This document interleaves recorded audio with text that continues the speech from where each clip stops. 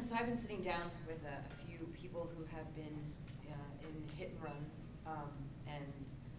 so this is just sort of, I guess, a roundup notes and just informing you of what's going on. So there's a growing epidemic of people, of cyclists that have been in hit and runs. Right now, 23% of all bike and bob, there's 23% of all bike and bob collisions that are hit and runs.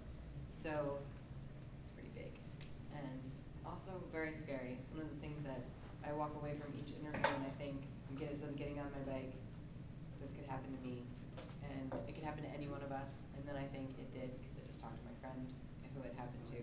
So it's just like, it's a huge growing, it's happening. So 38% of all collisions are hit and run. That also has to do with cars as well. So there's a fear that when you get, when you're in a hit and run, or when a car hits, someone else and they run, it's like, well, why are they doing that? And last week we were meeting with the LAPD, and basically that anyone who is in a hit and run can say that they did not know that they hit anything, and they can get off. It's just like as easy as that. So if you were in a car and you hit someone, and you drive off, later on you can come back and say, with a lawyer, I didn't know I hit anyone. And if there's no evidence, like your car is, damaged at all in any way, or there is no witness to you, then you can get away with it. And that in and of itself is unbelievably scary, and so we're going to be working on trying to fix that. But anyway, my first person that I talked to was Brandon Chow. He rides his bike from Koreatown to Santa Monica every day. And in Beverly Hills, he's waiting at a red light, like we all do, just sitting there waiting at a red light when a woman who was trying to make the red light accelerated and hit him from behind and then drove off. Another person, a witness to that, drove after the person, found the license plate number, and then Brandon was able to take that to the police, where they then brought in the woman who was behind the car that they believe, that he believes hit him, and put a bunch of pictures in front of him. Because he was not able to do a facial ID, she was let go. And one of the things that was really, strange is that, when you're in a hit and run, are you able to identify the person that, hit you? Like, is that the first thing that you're thinking of? Like, oh wait, let me get a facial ID so I can make sure I get this person as they're driving off, and you're like in pain and your bike's in pieces. So he brought this attention to Mihai and Alex Thompson, and then a group of us went to the Beverly Hills City Council, and we talked to them, and the mayor made a really, really great point, which was, if that's your car, you're insured, you've insured that car, you own that car, then you are responsible for whoever is behind the wheel at the time that anything happens in that car. And so right now, that woman has a lawyer, and the Beverly Hills DA is now looking into that case, and it's open still. And so they're actually doing they might be doing a criminal trial based on that. So that was him.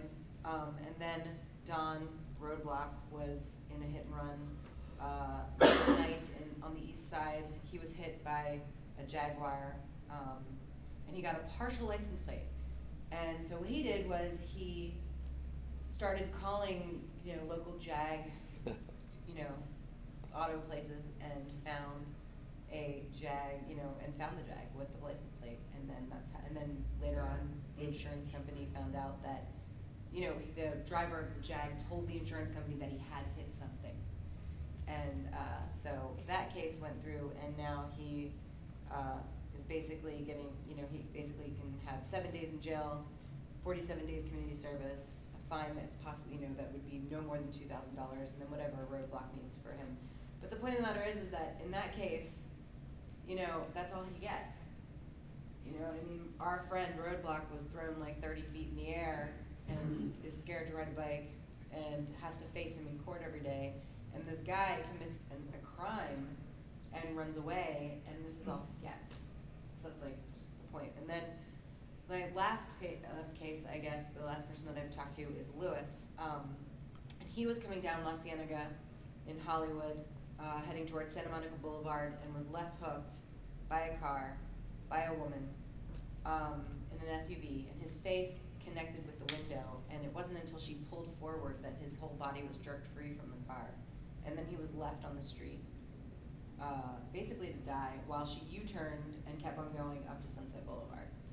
She was actually being passed, or police passed her that later on, I'm guessing like maybe 20 minutes later on Sunset Boulevard, and then that's how they kind of found her, and then because she had the evidence of the broken window in the back and basically Lewis's blood and skin in the back, they were able to put 2 and 2 together and bring her in. But the thing of the matter is that, you know, what the most important thing that I'm looking at here is that the problem that we're facing is that hit and run is an easy way out. If you hit someone, you can leave. And the only way that any of these drivers really are being brought in is by, or even anything's happening to them, is by the actual person that is alive. Like, so all of my friends that have had this happen to them have actually survived. And so therefore, since they've survived, they're able to bring evidence forward and do their own investigation to get these people behind, you know, to get these people into the courtroom. So without that, what would happen? And so I guess that's the next step, is to try and make, you know, a hit and run just as bad as, you know,